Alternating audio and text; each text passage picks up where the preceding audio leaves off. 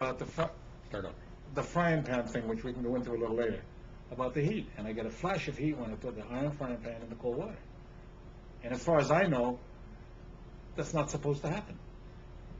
So I'm down at the University of Virginia, and the guy with cold fusion, they call it something else, low temperature fusion. And he starts thinking, it's an old grizzled professor. He says, what's going again?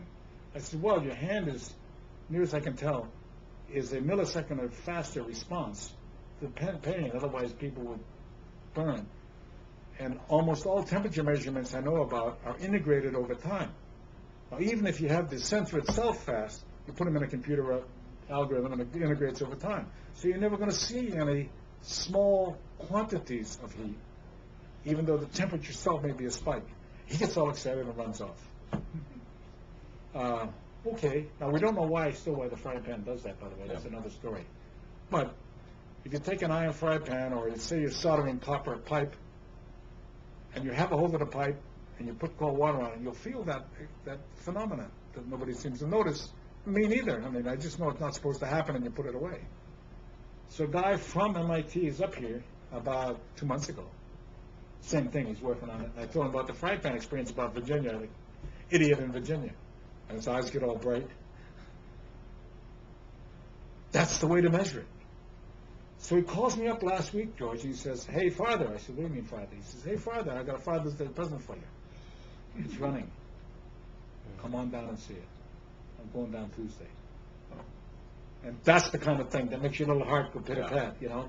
Little heart go pitter-pat. I mean, it really does. I don't even know whether it's running or not. I have my doubts, right?